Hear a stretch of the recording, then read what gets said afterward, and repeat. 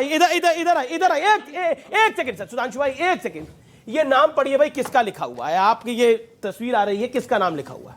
इधर आइए, इधर आइए। श्रीमती सोनिया गांधी जी। और नीचे किसका नाम है? नीचे श्री राहुल गांधी जी। और उसके पीछे किसका नाम है? भूपेश बघेल मुख्यमंत्री। इधर किसका नाम है? डॉक्टर चरणदास महंत विधानसभा स्पीकर। एक मुख्यमंत्री है, एक विधानसभा स्पीकर है। राहुल गांधी क्या है आप जानते हैं? राहुल गांधी क्या है? अभी तो सांसद में नहीं है, उस समय सांसद थे। सोनिया गांधी क्या है? और दूसरे राज्य के सांसद है, वो भी दूसरे राज्य की। अब आप बताइए, वहां पर भी अनसुया आइके थी, जनजातीय समाज की, उनका तो नाम तक क्या, उनको तो बुलाया तक नहीं गया था वहां पर। अब आप मुझे बताइए, सोनिया गांधी और राहुल गांधी नवीन विधानसभा भवन छत्तीसगढ़ का भूमि पूजन कर रहे हैं, किस हैसियत से?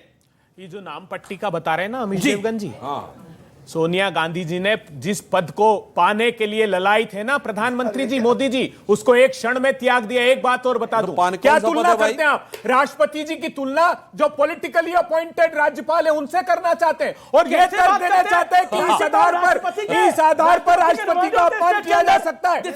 इस आधार पर मुझे बताइए, वो शुद्ध रूप से राजनीतिक नियुक्तियां होती, राष्ट्रपति चुनकर आता है, देश उनको चुनकर प्रतिनिधित्व देता है। आर्टिकल 79 में लिखा है कि संसद कैसे बनेगी।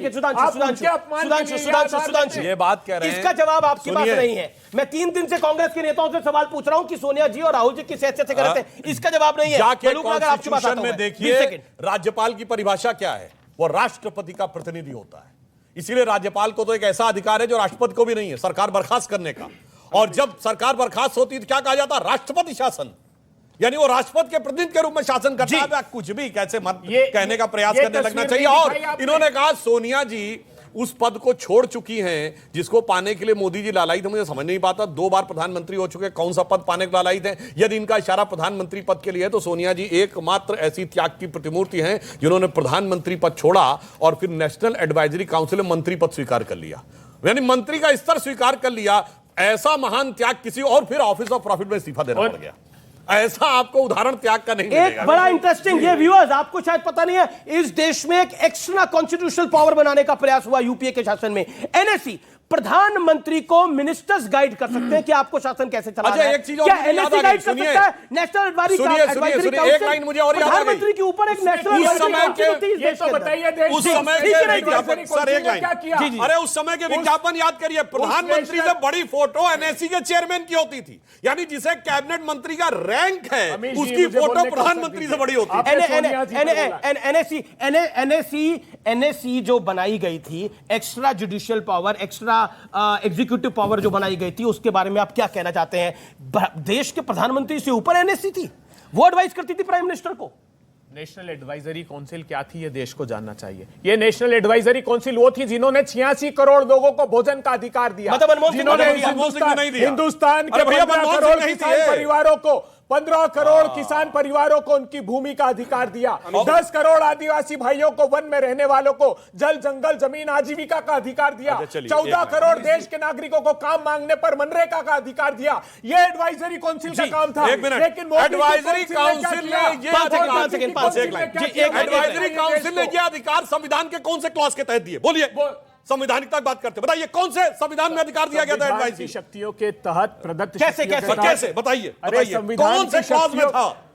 नेशनल एडवाइजरी, मतलब प्रधानमंत्री को तो लीजिए, सांसद हैं आप साहब। एडवाइजरी काउंसिल का अर्थ है कि एडवाइस देती, उन्हीं के एडवाइस के आधार पर कानून बने। क्या बात करते हैं आप? देने से सलाह देने पे आ गए। इन्होंने क्या देने से सलाह देने पे आ गए। अब आप किसी चक्कर में आपके लेने के देने पर। मेरा प्रश्न दुबे जी से है। दुबे जी अभी जोरदार बड़े जोश से बोल रहे थे कि राष्ट्रपति के नाम पे ताली बजाओ।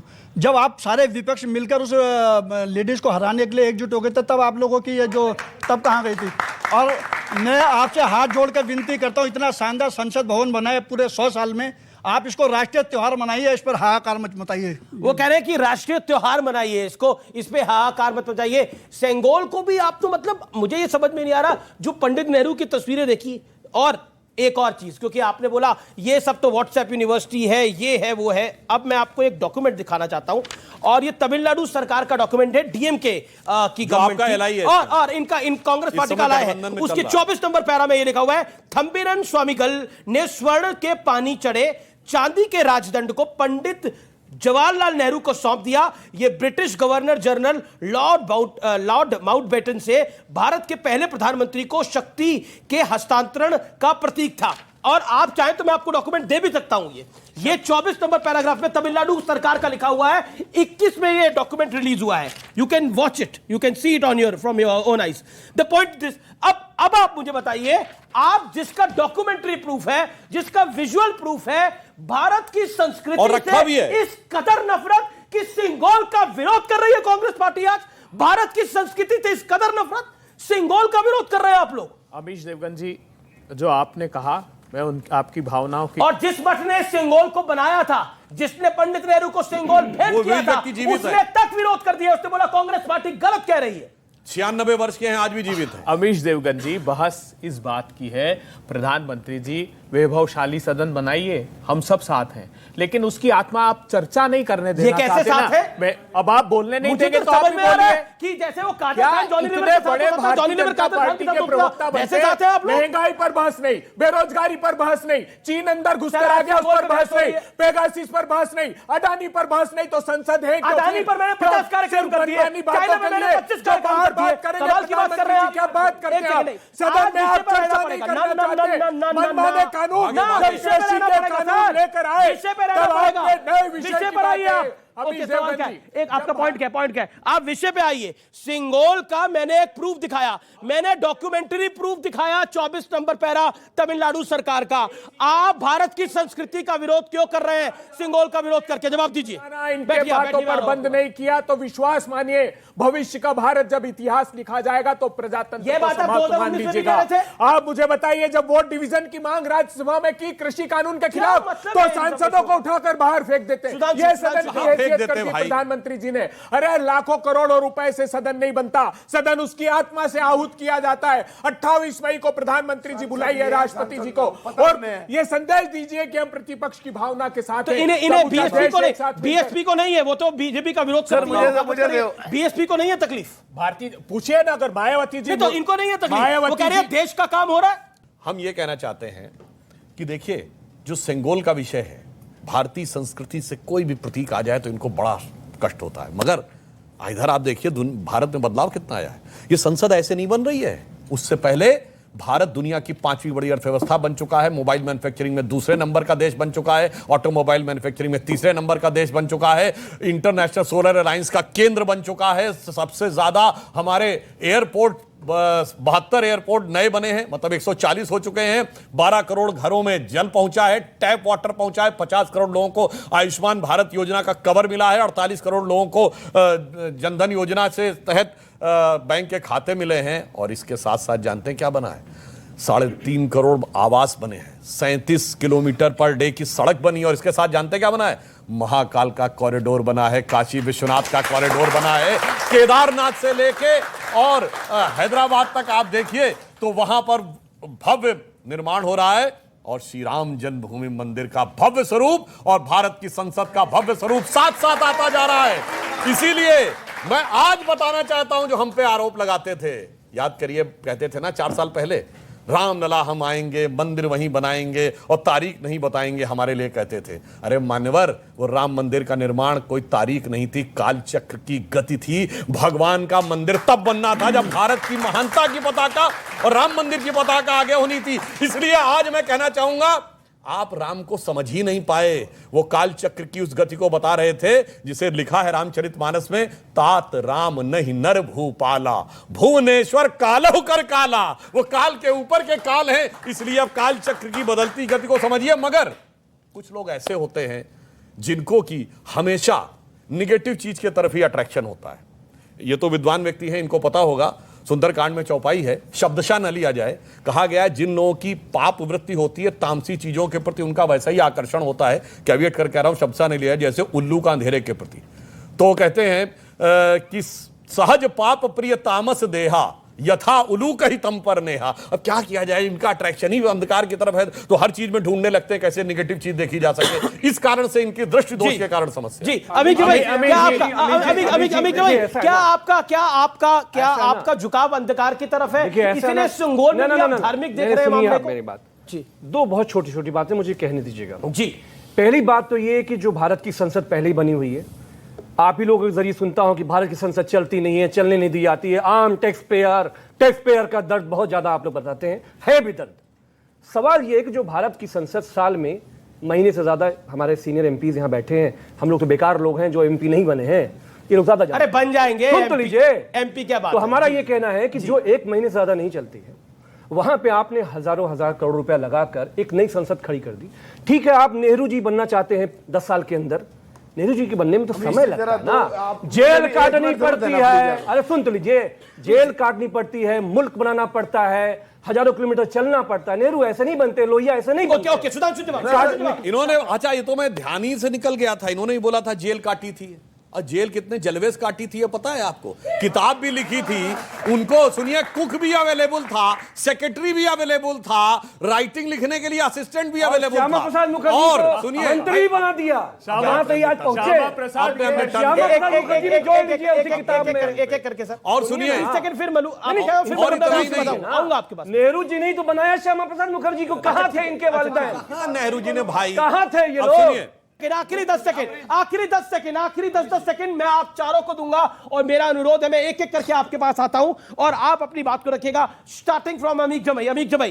पहले मैं अमीक जमाई आपसे पूछता हूं, देश की नई संसद बन गई है, 100 साल बाद ऐतिहासिक क्षण आया है, सिंगोल का विरोध, नई संसद का विरोध, क्या आपको लगता नहीं है ये पब्लिक है, ये सब जानती है? देखिए, 2014 से 23 का जो अध्याय है नरेंद्र मोदी जी का बतौर प्रधानमंत्री, इस देश के इतिहास का अमित शाह तो कह रहे हैं अगली बारी भी आएगा। सुन तो लीजिए, आप 29 तक की तैयारी करिए। हिमाचल में आ रहे थे 300 सीटों ना, कर्नाटक में 20 साल के लिए आ रहे थे, श्री अमित शाह जी के मुंह डुबा के आ गए, वहां पर प्रधानमंत्री जी बेइज्जती करा के आ गए अपनी। कर्नाटक में क्या करके आए ना, उनके नाम पे चुनाव लड़ रहे थे, प्रधानमंत्री जी चुनाव लड़ रहे थे ना। तो आजमगढ़ में क्या हुआ भाई? चुनाव हारना क्या हुआ? और रामपुर में क्या हुआ? मदद किसकी ली? अरे भाई, आजम साहब, कहां से कैंडिडेट भेजा आजमगढ़ में? सुधांशु जी पता है कहां जेल में जाते हैं आप? पूरी रिपोर्ट रखते हैं। अच्छा, एक बात दूसरी बात क्या है? आप कह रहे हैं चुनाव हारना लोकतंत्र में बेइज्जती है। आप तो सुनिए, चुनाव हारना बेइज्जती है लोकतंत्र के अंदर। तो आप हारे, 17 हारे, 19 हारे, 22 हारे, बताइए क्या करेंगे? अगर 24 भी हार गए तो 4 बारी बेइज्जती। इस देश के किसानों से, मजदूरों से, महिलाओं से जो वादा नरेंद्र मोदी ने किया था, विश्वासघात किया, अब उनका बोरिया बिस्तर इस देश की जनता बांध रही है। कुछ महीने बचे हैं, नोट कर लीजिए, ठीक है, इस स्टूडियो से सरकार नहीं बनेगी। अच्छा मलूक नागर, आपको गुजरात जाने का समय हो गया। विरोध अगर करते रहेंगे, सिंगोल का, संसद का, मोदी का, फिल्म का डायलॉग था ना, भैया जी भावनाओं में बह के ज्यादा बोल गए हैं, ऐसा लग रहा है। तो क्या आपको लगता है बोरिया बिस्तर बन जाएगा? बोरिया बिस्तर बन जाएगा? 10 सेकंड सर, 10। देखिए कंफ्यूज थे, अध्यक्ष नहीं बना पाए, बनाया तो 81 साल का बुढ़ा बना दिया। इन पे मत जाओ, देश के लिए काम करो, सारे जाति धर्म के लोगों के लिए देश को आगे बढ़ाना चाहिए, और हम सबको मिलकर के ऐसा काम करें जो हमारा देश तरक्की करे, लोग तरक्की करें। अबे दुबे, क्या आपको लगता नहीं है कि संसद का विरोध आप कर रहे थे, सिंगोल का विरोध करके आपने एक बड़ी ऐतिहासिक गलती करी है भारतीय कल्चर के साथ? ऐतिहासिक गलती भारतीय जनता पार्टी ने की है। ऐतिहासिक गलती ये की है कि प्रधानमंत्री जी ने सिंगोल ऐतिहासिक गलती है, अच्छे दिनों का झांसा दिया। सिंगोल ऐतिहासिक गलती है बीजेपी की। 400 रुपए का गैस का सिलेंडर 1000 के पार कर दिया, 50-60 रुपए का खाने का तेल और दाल। उनके धन्ना से दोस्त उस कारोबार में घुसे, इसलिए 200 रुपए के पार हो गया। 100 रुपए के पार पेट्रोल डीजल कर दिया प्रधानमंत्री जी। एक एक करके उनकी सत्ता की सरपरस्ती में मेहुल भाई, नीरव भाई, विजय माल्या, ऐतिहासिक गलती है, कांग्रेस पार्टी के लिए ऐतिहासिक गलती है सिंगोल। सिंगोल और नई संसद दोनों क्या दिखा रही है? नई संसद दिखा रही है कि भारत के पास एक स्वर्णिम भविष्य है, और सिंगोल दिखा रहा है कि हमारा एक स्वर्णिम अतीत था। तो ये कह रही है बस आप वर्तमान में गलतियां ना करें, तो ये कह रही है कि गौरवशाली था भूत, भविष्य भी महान है अगर संभालें आप उसे जो वर्तमान है। और व्यूअर्स, अब मैं आपको सिंगोल के अस्तित्व से जुड़े कुछ पुख्ता सबूत दिखाने जा रहा हूं।